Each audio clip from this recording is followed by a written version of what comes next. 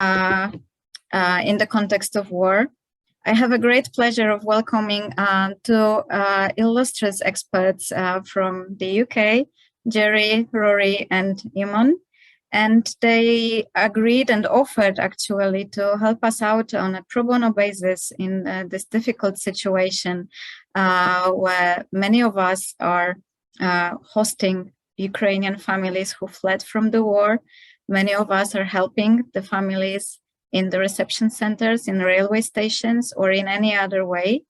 And we are all trying to do our best in supporting our guests to make them feel as comfortable as it is possible in this difficult situation. But at the same time, we are asking ourselves probably questions how we can take care also of ourselves to have the energy, to keep the energy, because we are already probably understand that this is unfortunately going to last at least for some time still. So this is the subject of our webinar. So how to support our guests from Ukraine in this difficult situation for them, but also how to take care of ourselves. And I would like to thank at the beginning very much our experts who offered to join us today, but also I would like to thank our interpreters who are providing the interpretation into Polish also on a pro bono basis. Thank you very much to all of you for supporting us in this really difficult time. So without further delay, Gerry, the floor is yours. Thank you. And look, I think I'd speak on behalf of Rory, myself, and Eamon, saying thank you for this opportunity. One of the difficulties we all face is the feeling of powerlessness right now in the present moment. So if there's anything that we can do to help, it's very welcome on our part. Thank you. And just to say, I mean, each of us, Rory and Eamon will introduce themselves in a moment, but I think we struggle with the title expert while we have many years experience working in our various fields. I've worked for over 35 years in the NHS, working with families where trauma has occurred, but it's tended to be the ordinary trauma that happens within families that is devastating, much like the foundation works with those families where there's abuse and neglect and terrible events, but less so the kind of situation you're faced with, which is directly being impacted by war and trying to support refugees. So yeah, perhaps Eamon, do you want to introduce yourself? Hi everyone, so I'm Eamon McCroy, and I'm a clinical psychologist and also a researcher. So my research focuses on trauma and the impact of trauma, and my clinical work has always been in the field of trauma, and I work with colleagues within the UK Trauma Council to think about how to support children and families affected by different kinds of traumatic experience. And as Gerry's saying, there's something quite different about the kinds of trauma that happen when children and families are displaced by war, because it's such a change to all aspects of their lives, and it can feel very overwhelming for them as well as for those of us trying to help. And I think that's something that we want to think with you about this evening, and the kind of things that we might be able to do to help, but also the kind of ways we can think within our own minds to make the situation feel more possible to manage. Rory. Thanks, Eamon. Hi everyone, I'm Rory Bolton. I'm an adult psychotherapist and a mental health nurse. My experience is working with adults who have had long-standing difficulties in managing their emotions and in establishing stable relationships, usually in the context of having experienced adverse or adversity in their early developmental years. So that's where my background is, and just to echo Gerry's words. It's an honour to be here with you to try to offer what support we can. So thank you. Thanks, Eamon and Rory. And just to say, we've got some slides prepared for you. They will be translated into Polish and will be sent to you afterwards. We will talk through the slides, but we'll also engage in a conversation, the three of us, as we go through. And very helpfully, Renata and Anya have been collecting some questions posed on Psychologists for Ukrainians, a Facebook site, and some of those we'll attempt to answer as we go through. Now, it might be that you have specific questions that you would like us to think about today. Please put them in the chat and they will be translated into English, and we will hopefully get to all of them, or as many of them as is possible. But equally, if you don't have any questions, hopefully there's enough for you to be thinking about from what we're presenting and the questions that have already been posted. Okay, so I'm just going to share my screen.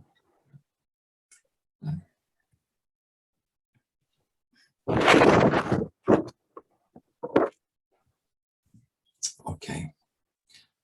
So yes, so as you know, this is about enhancing resilience for children and families. Gerry, just to say, it's on presenter view at the moment. Oh, okay. If it's so I need to do use slideshow. Is that better? That's great. Perfect. Thank you. Yes, so this is enhancing resilience for children and families in the context of war.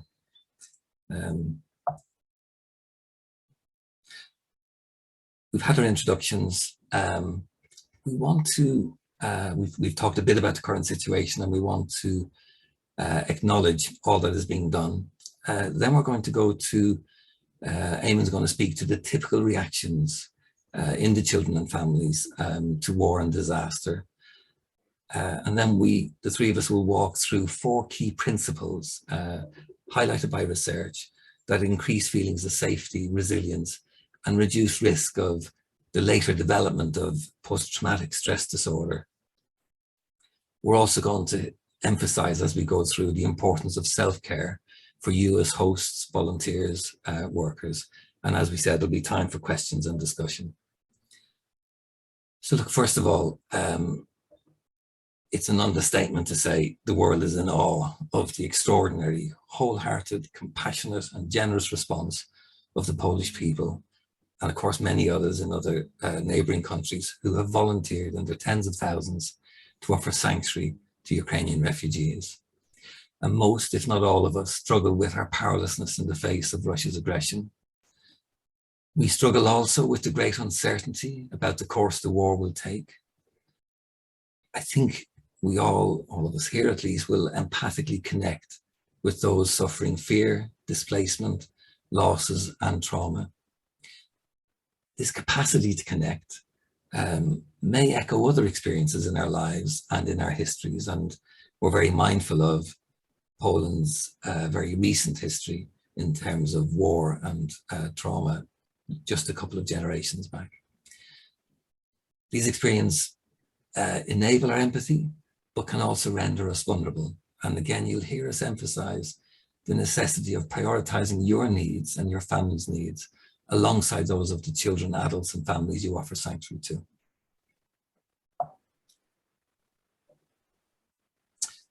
So look, what you're doing right now is actually phenomenally helpful, both now and in the future. As you will see, this is just what you are offering, what you've currently offered and achieved right now will be the biggest intervention in reducing risk of trauma. So much of it is already effective. In the medium to long term, the benefits will be clear, but it needs time and patience. We imagine that you want to do more, you want to alleviate the stress you see, or if not visible, you sense is there beneath the surface in the children and families you're supporting. But as we know, healing takes time, and it's vitally important, again, that we look after our own needs so that we remain resilient in offering help to others. Eamon, can I hand over to you for this slide and the next? Thank you. Gerry, thanks very much. So we thought it would be helpful to start with the kinds of reactions many people show if they experience the kind of trauma that arise within the context of war, and also following displacement from that war. And we know quite a lot about these reactions from research that have looked at many different wars over the recent decades. And what is really striking about the findings is that we're all very different. The kinds of reactions that each of us have vary across individuals. So there's no right or wrong response. And for some people, the reactions happen immediately. And for others, there can be a delayed reaction. But the kinds of presentations, the kinds of behaviors and psychological responses that people show vary from either being ones that are really observable and obvious compared to those that are much more internal and maybe less obvious. So for example, people can become more anxious and nervous and fearful. They may show low mood, feeling quite depressed and become socially withdrawn. It's not uncommon for people to become more irritable, so that they become less patient. They can become angry more easily. And this can be particularly the case for children, younger children, but also adolescents who may struggle even in normal times in terms of managing and regulating their emotions. There can be problems concentrating, and that can really impact the way in which children learn, for example, or attend to their normal activities, but also for adults. It can be harder for them to settle on any given task, even something simple like cooking a meal. Often the nature of the trauma means that people have trouble sleeping. There are nightmares, for example, or restlessness that make it difficult for people to rest and feel safe. There can also be a loss of interest, the kinds of things that even a few weeks ago some of the Ukrainian families enjoyed and took interest in. Suddenly some of that can just feel lacking in any interest and no longer give any pleasure or sense of satisfaction. And some people, a minority of people, may develop obsessions and compulsions, having patterns of behavior that are repeated in ways that might arise that help them feel in more control. So I suppose one of the first messages that we wanted to convey is that these often quite strong emotional or behavioral responses are a normal part of how any of us might respond to trauma. And the initial response may manifest in these different ways, and most people recover over time. So there are kinds of concern that we might have would be if some of these reactions persisted over a number of months. And we'll come back to that in a later slide when we think about PTSD. So we've had a range of questions, and we might come back to some of these later, but we've had a range of questions from the Facebook page on Psychologists for Ukrainians. And what's really interesting about these questions is that they refer to the kinds of responses I just described. So there's a teenager, for example, who has become very withdrawn, who doesn't speak, who doesn't want any help, and he's on his phone all of the time. And he has a mum who's very, very upset and also checking the phone. And they seem to be also withdrawn from each other. We had a question about an 11-year-old boy who is showing panic and fear, but then also acting out, showing aggression and anger. We had another question about a much younger child, a 3-year-old girl, who was showing a lot of distress, screaming and crying, and the mother looking for help. And then we had a very upsetting case where there was a mum with a 2-week-old baby, so obviously a very new mother, and the mother being very perhaps dissociated or withdrawn and unable to make even the simplest decisions. So the kinds of behaviors and responses that we see here are actually very ordinary and common among individuals who've experienced trauma. That's not to say that there aren't ways that we might support these children and families, and in the presentation we'll think with you about the ways in which we might think about how we could support those who might need our help.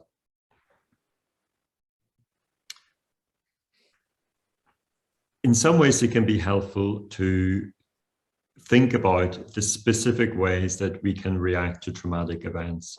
So some people become anxious or depressed, but a very common cluster of symptoms relate to what we call post-traumatic stress reactions. And these reactions can happen to all kinds of traumatic events, but they do have a common pattern. So when we experience something that's particularly threatening or traumatic, then that creates a memory in our minds of what we've just experienced.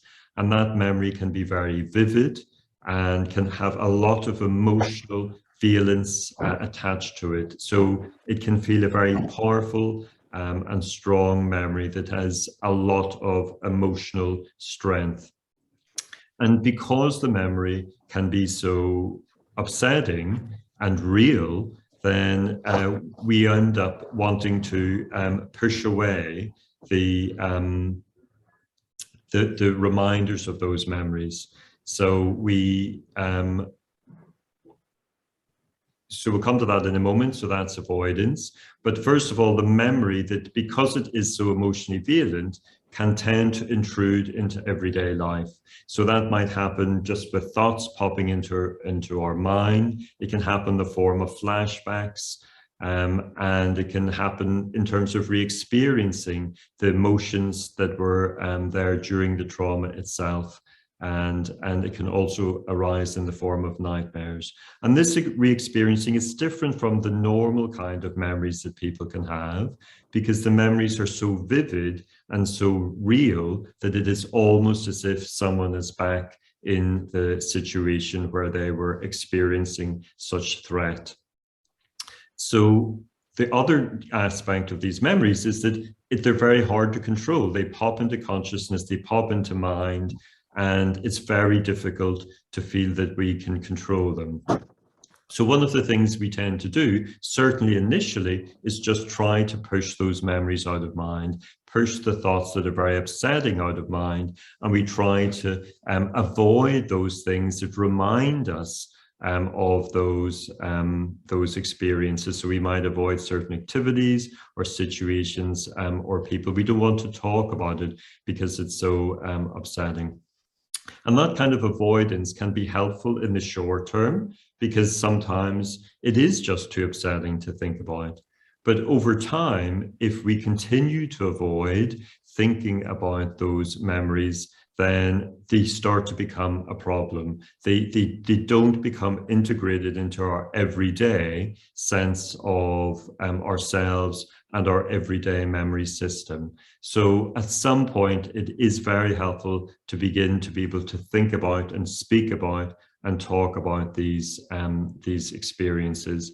But for different people, that requires different amounts of time. And one of the things that's really important to think about is when somebody is ready to talk, to create a space that feels safe to talk, but not to make anyone feel pressured that they should talk.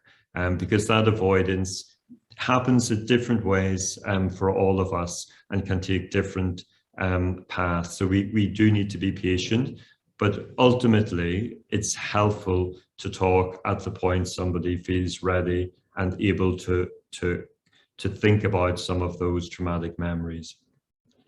And then what happens, even when we're not thinking about such memories, is that we're in a kind of a state of hypervigilance. And this is a normal biological, evolutionary, important mechanism to keep us safe. If we've been exposed to something that's dangerous, something that's harmful, then the brain system responsible for threat becomes hyperactivated, that it becomes attentive to the environment for things that might be threatening or dangerous. And we become more easily startled as a result, because we're in this heightened state of vigilance. And that's because we're scanning the world for new sources of threat, and we want to be ready to respond to that. So again, this response can be helpful in the short term, but over time, it can become very unhelpful, because it requires a lot of energy to be hypervigilant all the time. But also eventually it becomes not very adaptive. So over time, it's important that the memory becomes processed and that an individual feels that the world is returning to something like normality, and the hypervigilance declines. So following a traumatic experience, we all might show some of these reactions. And as we've said, that this is essentially a relatively normal pattern of responses. And Eamon, can I just ask, because we had an example earlier of the boy who's obsessively on his telephone, and one of the unique predicaments people are in is that they have menfolk or women back in Ukraine who may be involved in the war, trying to defend their country, and it makes absolute sense that hypervigilance will persist while that's the case. I think that's a really good observation, Gerry, because in some cases, if we've been exposed to a traumatic event, we might move to a place of safety, and then there's an opportunity to begin to recover. But in this situation, people are really moving to a place of relative safety.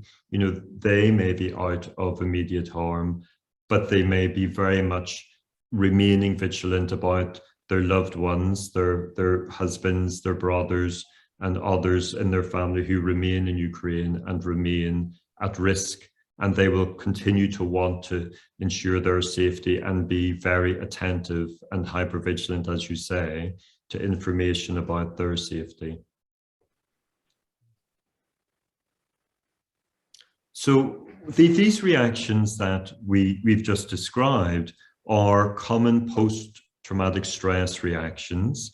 And this was another question from the Facebook page, which is about a 19-year-old girl from Kharkiv who's been presenting with panic attacks, and this person who's asked the question has gone to the internet and said that she seems to be a textbook example of PTSD. So we thought it would be helpful to draw attention to what the difference is between some of these stress reactions and what is PTSD, because it can be a real worry, as this questioner is describing, about whether this is something that they should be concerned about.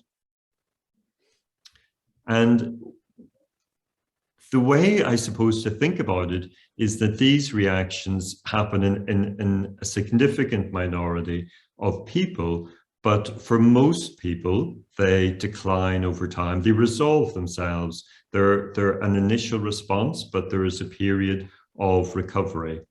But if these symptoms, the re-experiencing the intrusions and nightmares, of patterns of avoidance, as well as this hypervigilance, if all of those things persist for several months, so for 3 or 4 months, if that's still present, then that is one indication that it's now moving into the realm of a disorder. And if there is also a significant impairment in how that individual is functioning within their family life, their personal life, at school or at work. So PTSD requires that these difficulties persist over time, and that it has a significant impairment on an individual's ability to function. So at this very early stage of the conflict, it's very difficult to say who among the different children and families that you're supporting may develop PTSD, because actually it's only about 10 or 12% of people following a conflict who will actually present with PTSD. Immediately afterwards, there's probably 30 or 40% showing these traumatic stress responses, but for most people, over 3 or 4 months, these resolve. And one of the things we want to cover with you, and I think Gerry and Rory will be discussing, is that there are ways in which we can support families and children to actually make it less likely that the problems become PTSD and that these traumatic stress reactions do resolve and that people recover. Brilliant, thanks, Eamon. Rory, do you want to speak to, sorry, I need to, there we go. Okay, thank you. Yeah, there are kind of 4 principles that have been shown to aid people's recovery and perhaps make a sort of a healthy recovery from all of those normal stress reactions that Eamon was just describing to experiences in an event like this. So we thought it would be helpful to go through these 4 areas that if we pay attention to some of these principles, we will be providing the kind of environment and conditions that will best help the refugees that you're working with to make a healthy recovery without things turning into PTSD. So we're going to go through each of these 4 principles now. So the first one is about promoting a sense of relative safety or calm. Now, as Eamon and Gerry were just highlighting, of course, that's relative at the moment, particularly for people who have friends, relatives still behind in Ukraine and are still in a very dangerous situation. But this principle of sort of calm, or trying to promote a sense of psychological safety, that the aim here is to try to create the conditions that, on the one hand, acknowledge the distress and the anxiety and the vigilance for threat, or the angry response, that acknowledge that that's a normal and understandable response to a tragic and dangerous situation. But we want to provide a sort of environment that hopefully gives enough kind of checks, so to speak, that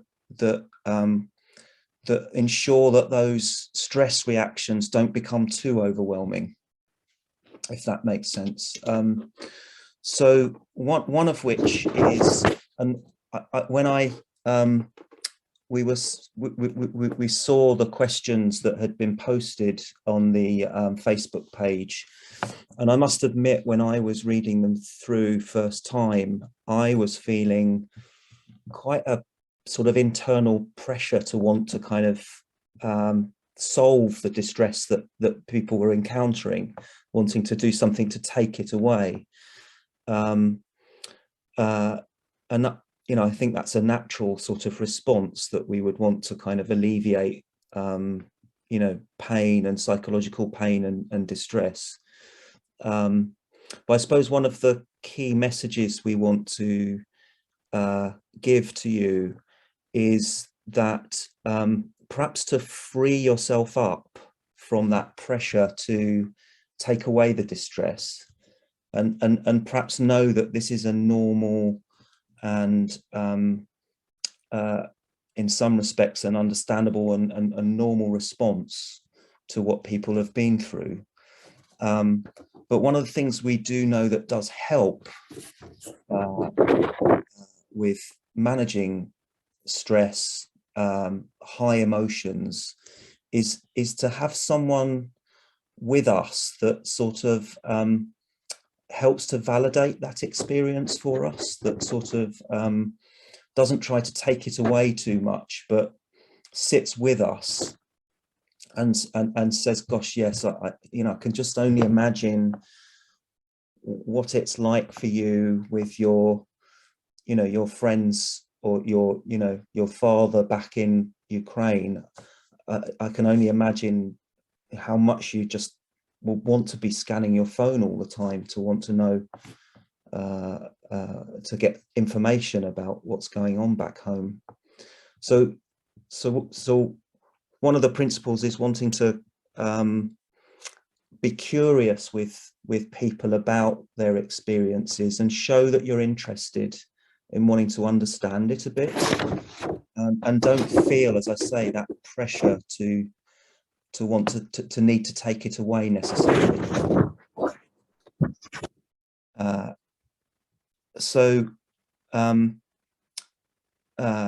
The other practical things that we can do to try to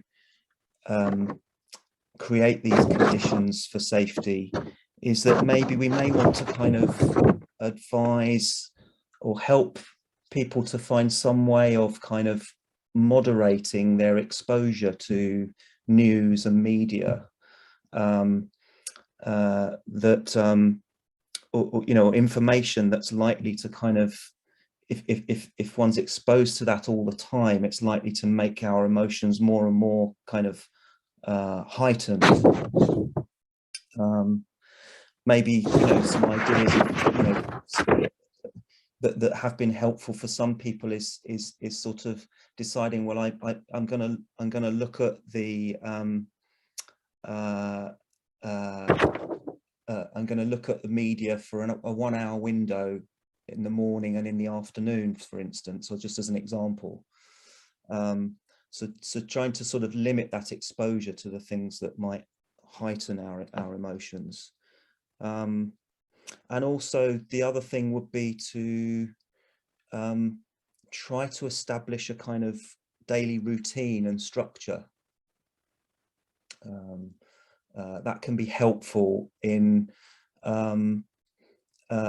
helping people to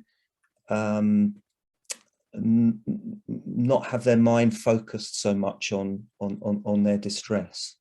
I don't know, Eamon or Gerry, if you have anything you'd like to add about that.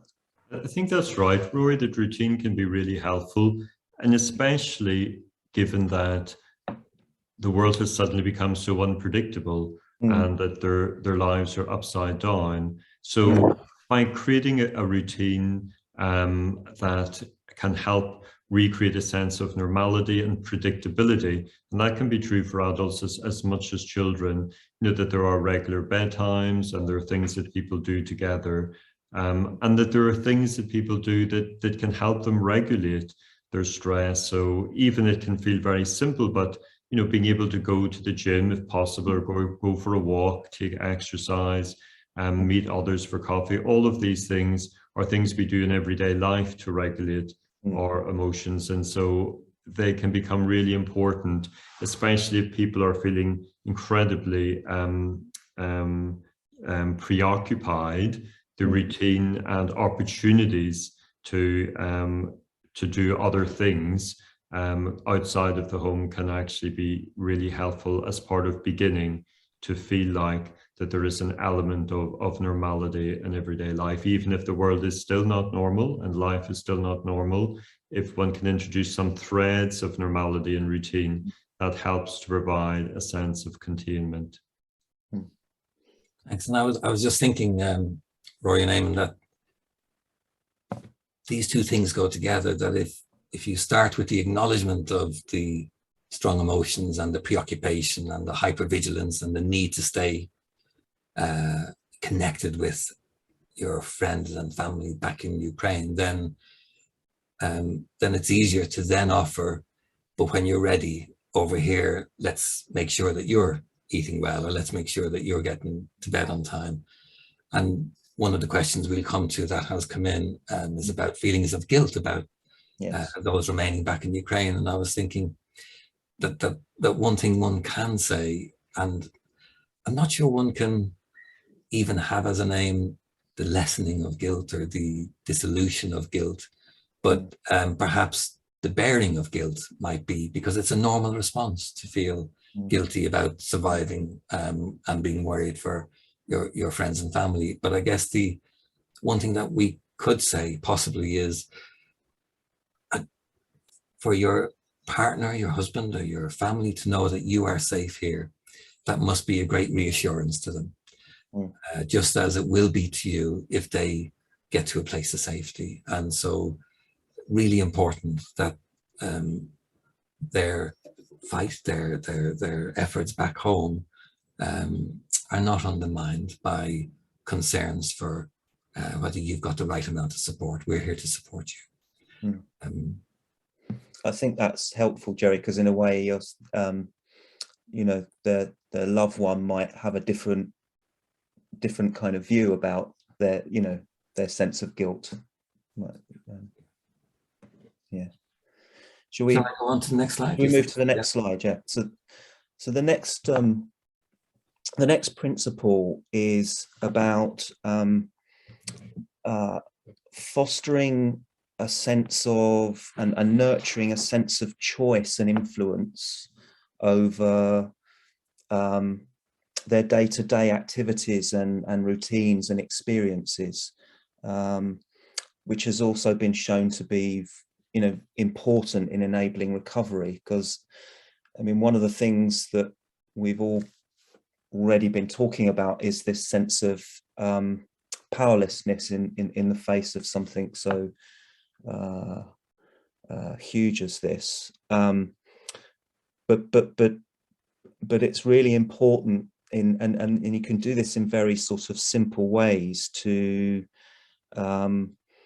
give people a sense of, as I was saying, choice and influence over their day-to-day activities and routines. And not only that, we can do this in quite simple ways, even as I was saying about being curious with the families that we are hosting or working with, about what their preferences and needs are, and then simply by sort of checking with them, you know, have I got that right? That it, you know, it does seem really important, you know, you know, that you are able to, you know, check in with what's happening back home. Have I got that right? Sort of checking that we're understanding people implicitly in itself, I think communicates a sense that you're saying they have some choice about how they manage things, and have some choice over how you understand them. Are you understanding them? So also simple practical things like asking them how they might want to spend their day,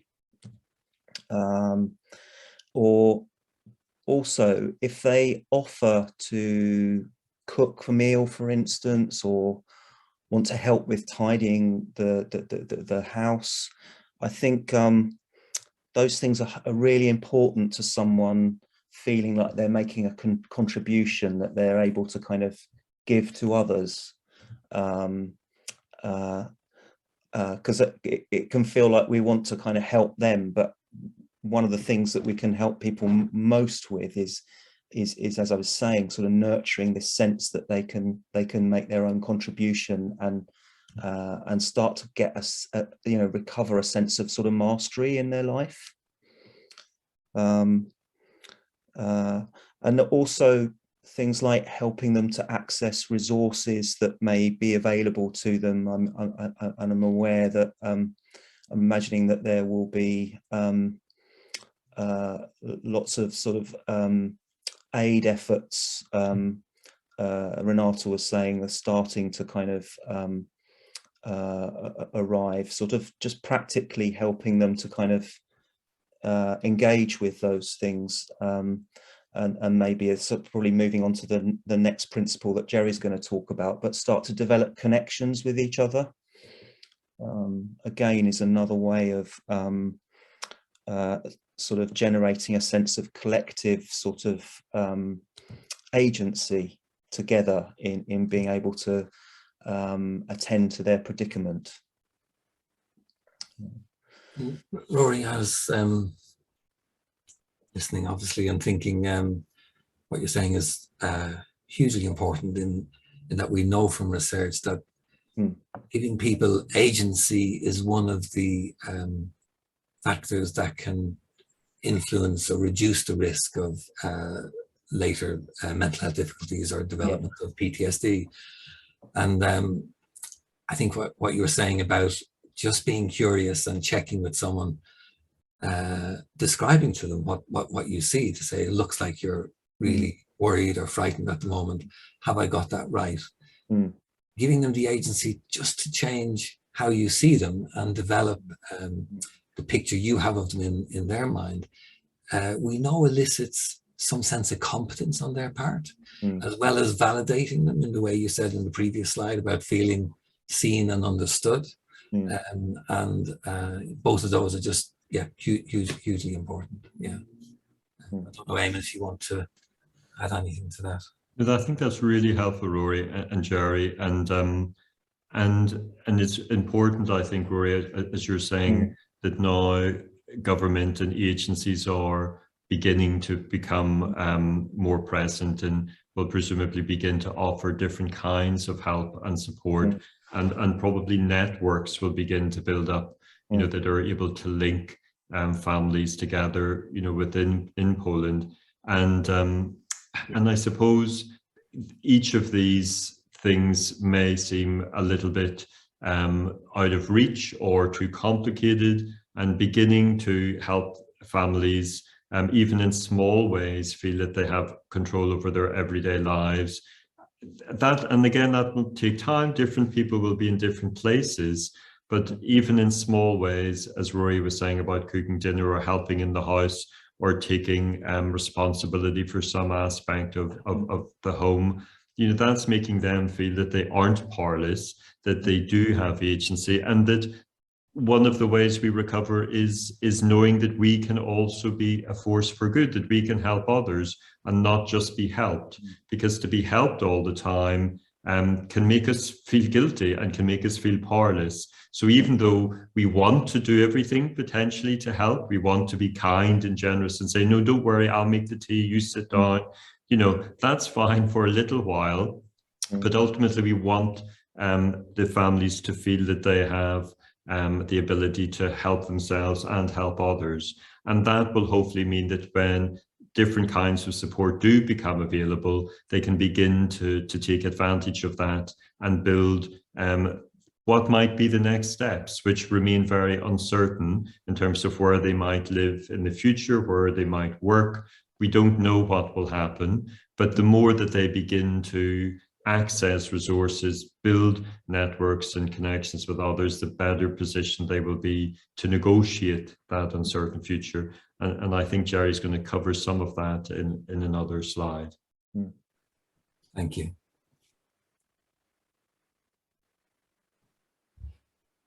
So, look, as Eamon and Rory have been highlighting, social connectedness, our relationships, and support is absolutely key to our mental health.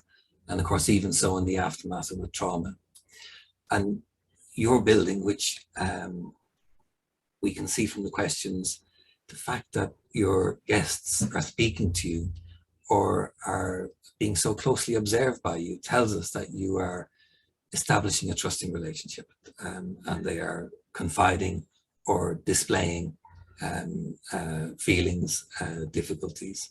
So building that relationship will help with practical problem solving, emotional understanding and acceptance. It'll enable them to share traumatic experiences, not just with you, but with each other as they hopefully connect and extend their networks. We're aware that, I was watching this morning on the news, a young teenager who has started school in Poland, but is saying that, of course, while she's here with her mom, her peers, her classmates, are distributed across Poland. And so she doesn't have the ordinary safety net, but she is keeping contact with them through apps on the phone, and how vitally important it will be that she can continue to do that. So the normalization of reaction to experience we've talked about. This trusted relationships create a safe space to talk about some of the very distressing experiences that they've had. And these can be initially too difficult or distressing to face. Oops, sorry. And as such may be avoided initially. And such trust takes time to establish. It's important that in helping others, we take their concerns seriously, listening, being curious, accept that distress and upset are normal and take time to resolve. Again, thinking about the hypervigilance and the worry, it will help to say, you know, of course you're going to be worried, and of course you're going to be preoccupied about your family back in Ukraine, and it would be absolutely normal to feel guilt. I would feel something similar. I would imagine. I can't know because I'm not in your situation, but I would imagine I would feel the same.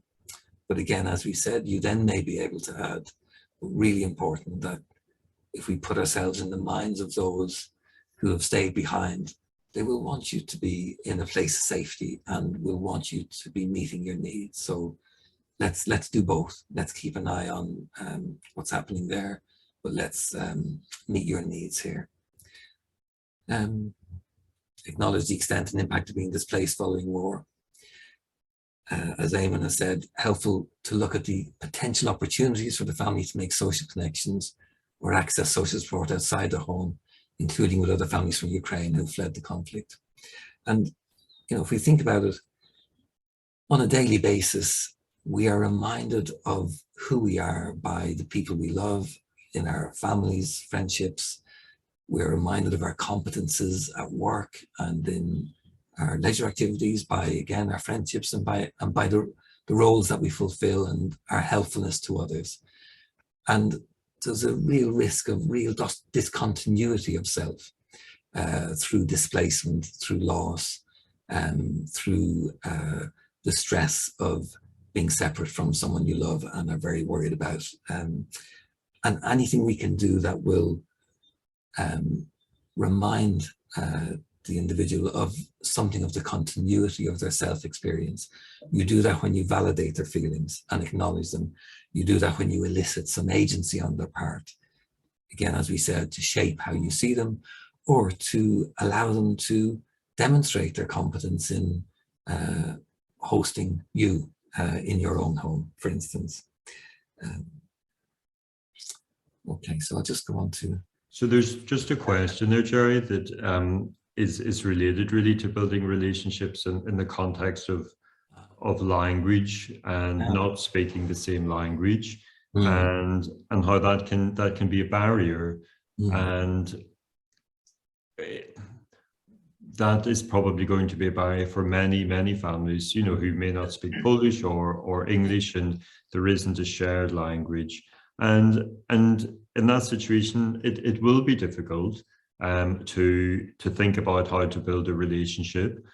But in many ways, so much of what we do in life with others is non-verbal. So I wouldn't underestimate how much the generosity of bringing someone into your home, of helping them with meals and with clothes and with their routine, how all of that is communicating a generosity and a kindness that in itself builds trust.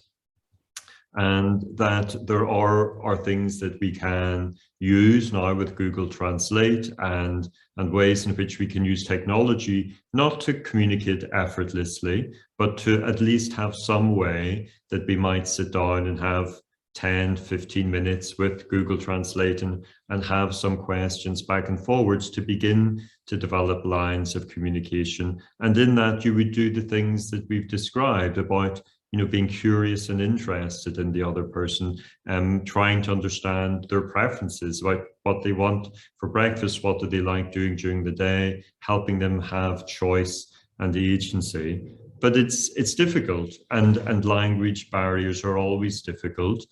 But in some ways, we can try even harder when there's a language barrier to communicate, because we attend to the eyes, to the tone of voice, and those things become more meaningful. So humans are remarkably able to form bonds with each other, even in the context of different languages.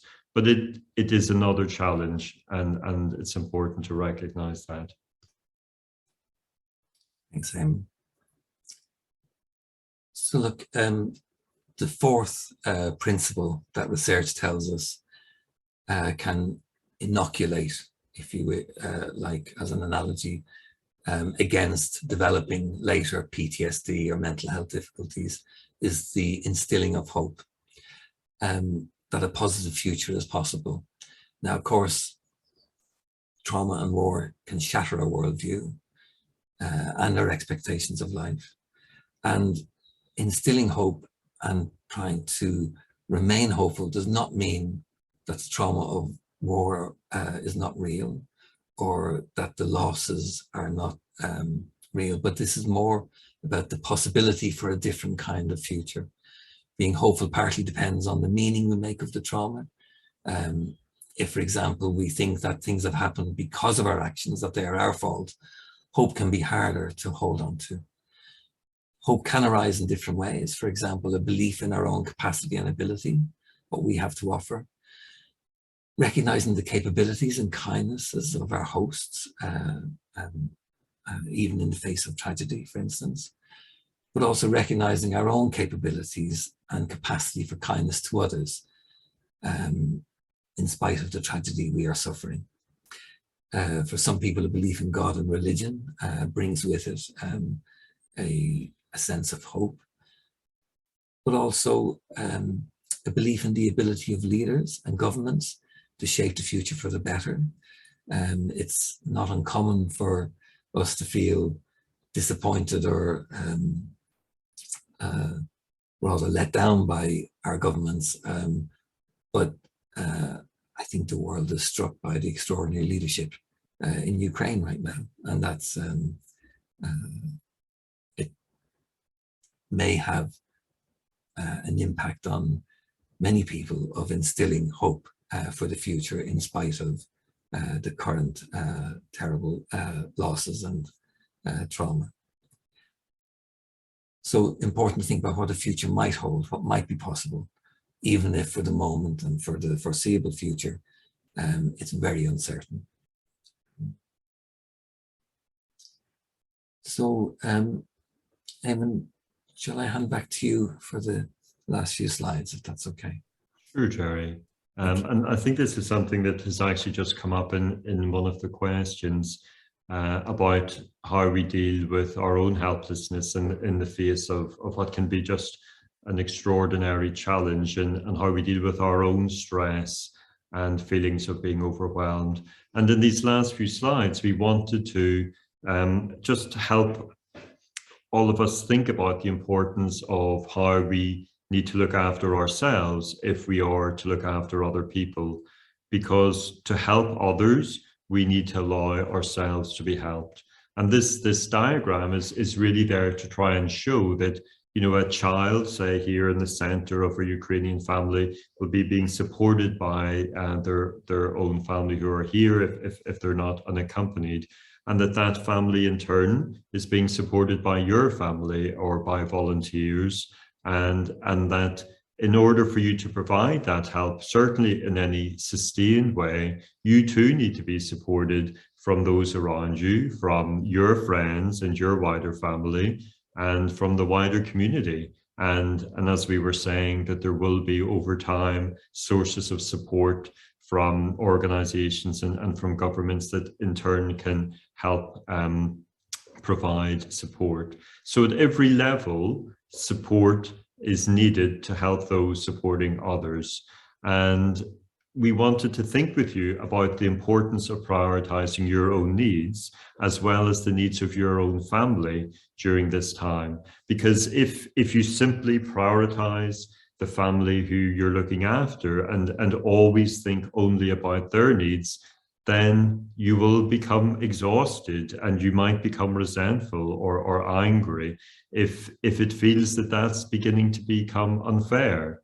So actually, it's actually more healthy and appropriate to think about where the boundaries should be, that sometimes it's okay to say no, and it's more than okay, it's actually really important to say no if something is not going to be helpful or workable for you or your family, because you can't do everything. You've already done an enormous thing by bringing someone into your home and providing them with food and clothing and a safe place. But there needs to be a way to negotiate what's possible, what routines are going to be workable, and some of that might be saying no in terms of what the family living with you might want. So we're just going to go to the next slide, and this is just to really spell out that it is fundamental to supporting others that you also look after yourself, so that volunteers and families think about their own needs. So one of the things this means is that we are kind to ourselves. We're not perfect. We can't do everything, and that's okay. It's okay not to be perfect. It's okay not to be able to do everything to help. And we can feel guilty that we could be doing more, we could be offering more. And so having a sense of compassion and kindness to oneself is a really important place to start. So that means that it's not about being selfish, because to help others, you need to be able to be okay yourself. And the more that you're okay, the more that those you're looking after will be okay. And you need to think about what sources of support you have in terms of your friends and resources, and think about how you use those. So the message here is that when you think about helping others, you also need to think about how you can help yourself, because you will be a better helper if you allow yourself to be helped as well. So we've said this: be realistic and kind to yourself. Don't try to be perfect. None of us are perfect. And if we try to be perfect, we will feel, and it will become difficult, because we might get guilty or resentful or irritable if we are continuing to fall short. So you need to take time to step back and reflect, well, what is possible? Which things am I happy to do, but which things may we need to negotiate and think? And sometimes it can happen that routines establish, that patterns of behavior happen, and then you realize, actually, that's really annoying, and that doesn't really work for us as a family. And it might be that you need to find a quiet time to sit back with the family and think it would be helpful maybe to have a review. So you've been here for 2 weeks, for 3 weeks. It might be good that every 3 weeks on a Saturday morning, we sit down with breakfast and think, how are things going? And have a space for things that are going well and things that might be going less well, and give permission to have that kind of conversation, to allow things to change and evolve, and not feel that they have to be stuck in the way that things started out. Because at the beginning, it's easy to be very generous and to be very flexible, but you have your own lives and own jobs, and your children have their own schools and lives. And what might be possible in the first few weeks might need to be reviewed and reconsidered. And having a space for both families to have that conversation can make it feel more like a discussion and something that is collaborative. And when you think about looking after yourself, you will know what helps you, you know, whether it's going out for a coffee or a drink with friends or going to the gym or going to yoga, but whatever it is that you do that you find helps you, you need to keep doing that. You might even need to do it more because you're managing more in your everyday life. And it's going to be hard because you're working and you're doing more to support people at home, but you need to make time and prioritize those things that you can do to help yourself. And you might want to talk to other families who are in the same position and families who are supportive and helpful.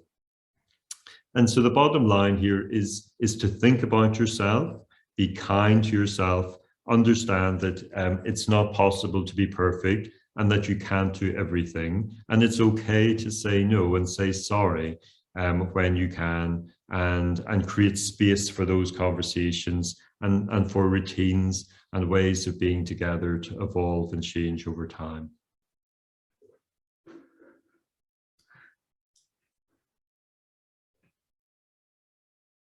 Thanks, Eamon and Rory.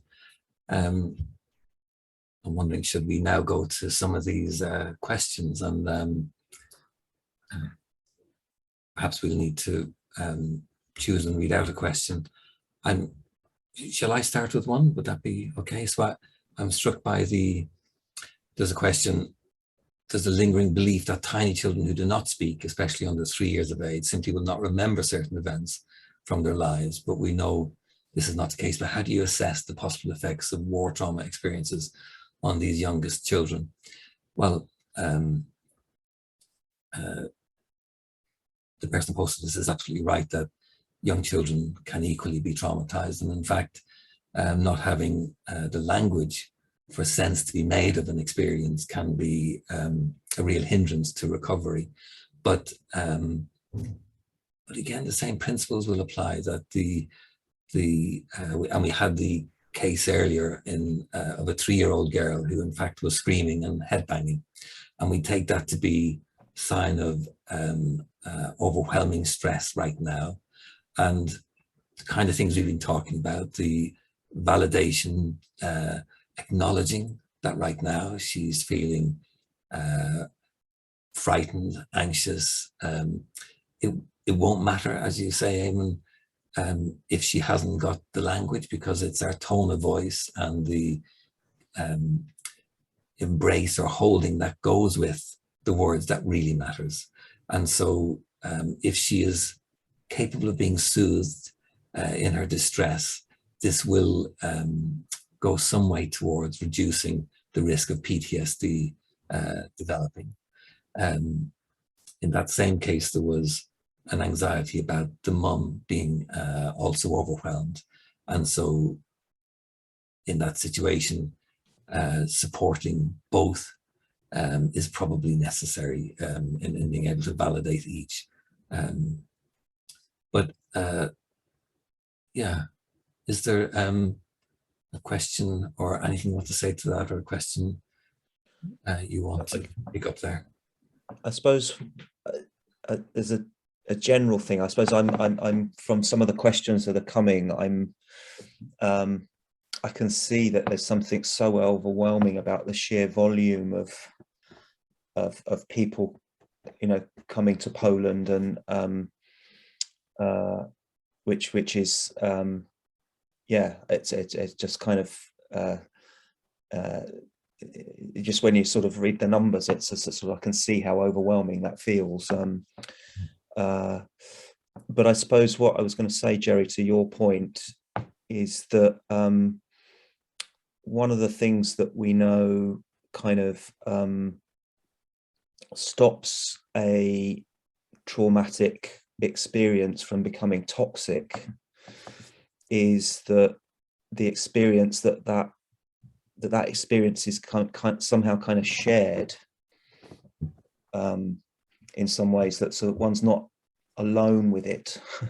and I know it's very difficult. I think the language barriers that you know, people are highlighting makes that very difficult, I think, at the moment. But as a principle, just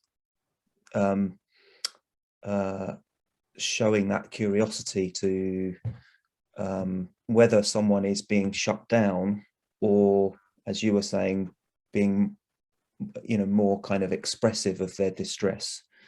The same thing goes really, of sort of having the experience of another mind that's showing that it wants to understand is incredibly powerful. I know that might feel so I don't know what's the word, so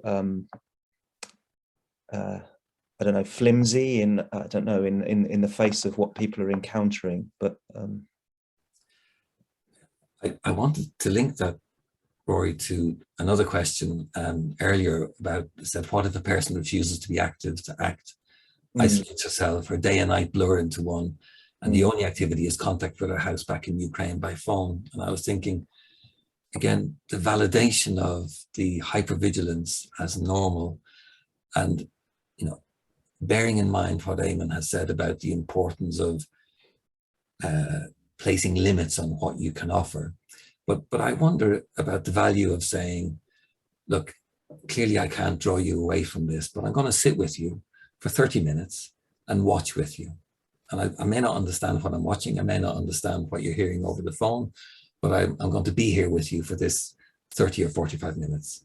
And perhaps after a few rounds of that, a few days, you might be able to say, can I be keeping an eye on this for you for this 45 minutes while you get a drink or a cup of tea? I don't know, but I think the difficulty in that situation is, how do you validate the place this person is in to begin to allow for the possibility of her mind to be drawn back into a connection with you? And yeah, perhaps that's a place to start. That's really helpful, Gerry. And there's a later question, which it's a different question, but it's another example of a situation where the dilemma is, how do we help people who don't seem to want to be helped, or are in a different place? And this is a different situation because this is a mum who's not withdrawn, and it's the opposite. It's a mum who's being quite emotional and quite aggressive at times towards her child. And so these examples illustrate what we described at the beginning, that some people really withdraw and go into themselves, and other people, the emotion is so live that it becomes externalized and is acting out. And this can be very difficult to watch. And I think watching any parent in a way that you feel isn't right can be really hard to watch, and especially if that's happening in your own home. And if this is something which is really a concern, then it probably means that there might need to be a time when she's feeling a little bit calmer, and there's a space and some trust has been built up to maybe name what is happening. I'd be interested, Gerry and Rory, what you think, but it might be worth not taking a kind of an angry or judgmental approach, but say that, well, I've noticed that you've been getting very angry, you know, with your son or daughter, and that sometimes you've been slapping him, and that was very surprising to me, because in this country that's illegal, you know, that's not something that's allowed. But I imagine you must be feeling very upset at the minute, and I wonder how you're feeling. And so it becomes a way to have a conversation, that you have an opportunity of naming what's happening, because you will need, you're thinking about the welfare of their son or daughter, but it's a way that allows them to open up and have a discussion. But it's important that you can say what's on your mind, and what is concerning you, so that there's an honesty and a connection between both of you. Thanks, Eamon. And Eamon, there's a series of questions that's about concern for volunteers and helpers, talk of how empathically connecting with people who've been through the trauma of war means we too might be at risk of vicariously experiencing the trauma. Will we be left with thousands of volunteers who are now traumatized by their experiences of offering this support? How not to bring war into one's home, how to know when you need to stop helping. And I guess one of the things I was coming back to, that technique, which is a very simple one, but nonetheless, we think elicits agency, that question of, am I understanding your need right now? I can see that you're furious or angry. Have I got that right? We think that elicits in the person to whom that question is asked the opportunity to shape how we see them, and we think that's helpful. But a follow-up question, which is, how are we doing in this relationship? Was this helpful for you? Have I got this right? Has that worked for you? May confirm your sense of agency in the face of helplessness, because so much of what people are already providing is going to be tremendously protective of these families, but it might seem invisible because our immediate preoccupation is how to fix the next level, how to fix the next behavior, how to spare someone the feelings that they're having. And we may miss just how agentive, just how effective we are as hosts right now. So I wanted to pick up another question, Gerry, which is about biology and the brain. And it's someone who's just been to a lecture about the brain and trauma. And I have to say that's my own area of expertise. And I spent my life scanning people's brains and looking at the impact of trauma on the brain. So unfortunately, maybe for you, I know probably far too much about this.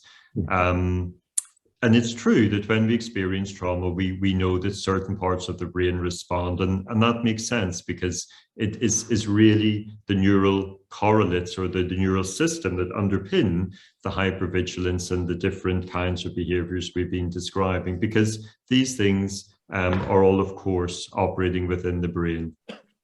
And when we work with people who've experienced trauma, we can respond to their distress. And we can also feel upset and concerned because we are empathic, and that empathy is also reflected on how our brain responds. I think there isn't evidence that I'm aware that means that we ourselves would then be at risk of PTSD.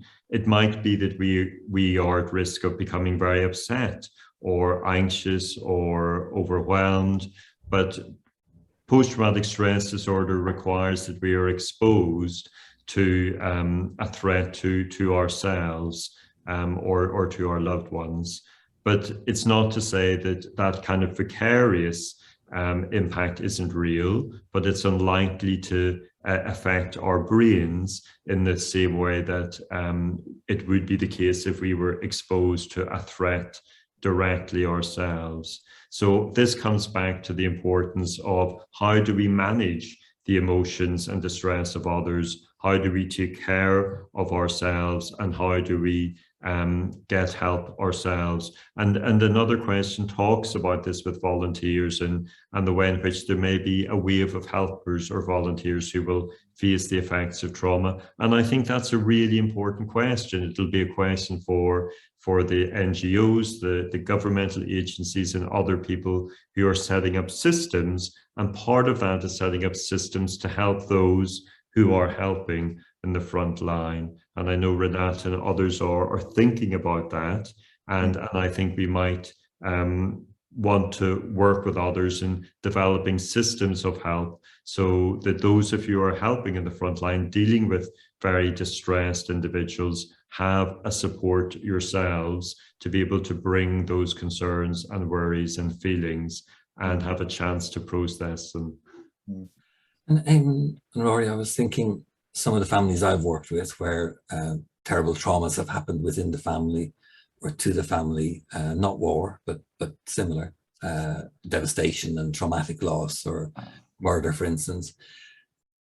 I have been struck by sometimes developmentally it has meant in a child who is resilient, a real affirmation of their skills and their capacity to experience and bring a richness to their lives on the other side of the trauma.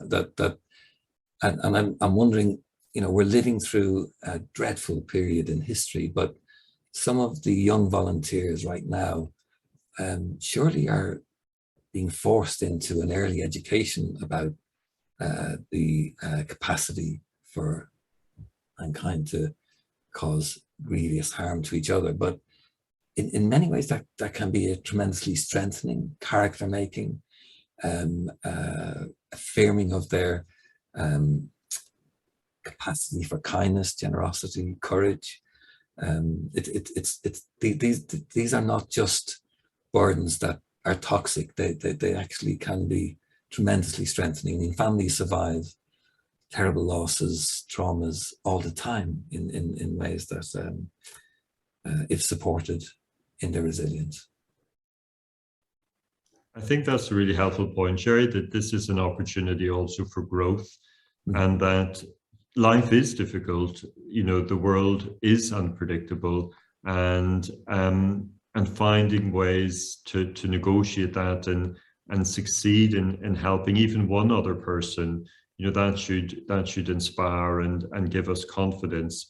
And for those who are helping, it will be challenging, but it is a chance to learn about oneself and to grow. And that's very true for young people. But that said, there needs to be sufficient support for those volunteers, and finding ways of working with other organizations to ensure that there are sources of support is the flip side, that people don't become overwhelmed. You mentioned something a bit earlier, Eamon. You said about the helpers will need as much help to process and digest what their experiences have been, and in the same, I found that helpful, because I think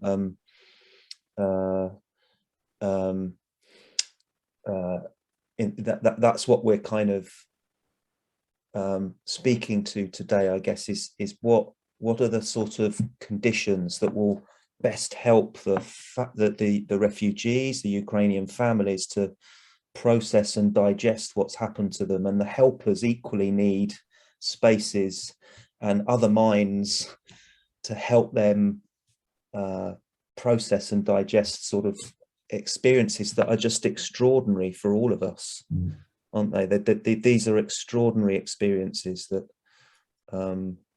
none of us will have encountered. Absolutely, and I just brought us back to your slide here, Eamon, because I think you're speaking to this in relation to the volunteer or the helper at the centre there, and the importance of that truly it can be a developmental opportunity, but they're going to be in need of the familial, community and wider society support. Sorry, I'll stop sharing that again now. There was a question earlier about if there was a choice between putting your child in a school with other Ukrainian peers or among Polish-speaking children, which should one opt for, or should one wait? And I actually don't have an answer for that. I don't know what the right answer would be. The only thing I feel quite strongly is that not to delay putting a child in a classroom with other children, and perhaps it would be okay to change after a month or two if that proved to be the right thing to do. But I would have thought the normality of being amongst other children will be tremendously helpful right now, regardless of whether it's Polish speaking or Ukrainian. I don't know if you had any thoughts. I was thinking, Gerry, that often in these situations it's important to talk to the child about what they think. Because it's not that you necessarily do with what the child says, but if the child knows that you're taking their thoughts and their preferences seriously, you know, that's important. So it might be going to visit the different possible schools and having that visit with the child so that they get a sense of what the different schools might look like. Because as Gerry said, I don't think there's any right or wrong answer. What really will matter for the child ultimately is that the parents feel that this is the right choice and that they feel that this is the right choice, because kids are remarkably adaptable and they will make friends wherever they go. But it will be challenging in either context because these will be new schools and new people, and they will be carrying all of those feelings and levels of distress and potentially trauma with them. So I think it's as much about the process as the final decision, and the children are part of that discussion. And having that space to think, even that you're already thinking about this, is incredibly useful, because you're helping that family think through what are the possibilities, what are the advantages and disadvantages. And that's about creating a sense of agency and about thinking that I can make a choice as to what might be best. And I don't think there are necessarily any right or wrong answers, and different families may come to a different decision.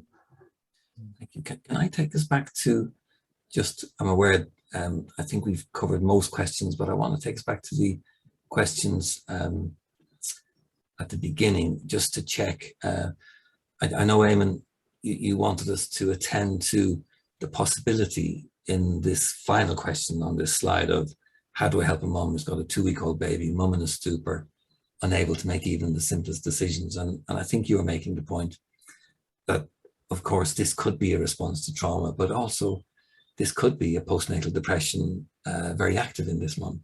And in this instance, it would be important if this were to persist and not to show response to the kind of containment, you know, perhaps saying, look, shall I take your baby, and then attend to the baby and to the mum, and then invite the mum to make small decisions about, is it time for the baby to have a feed, or is it see if you can reconnect the mum back with the baby. But if that's failing after, you know, a period of time, a few days, then it probably would be necessary to get that assessed, in case this could be a postnatal depression that may predate trauma or be exacerbated by the dislocation.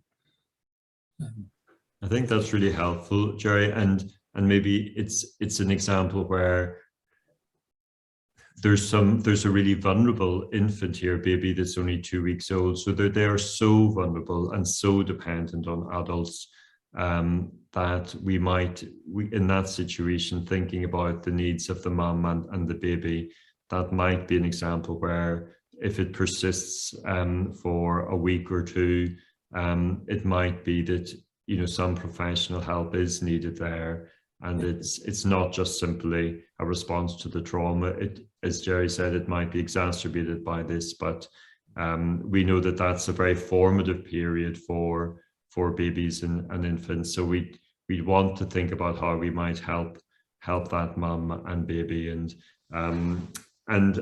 whether there are local services or sources of help in that situation.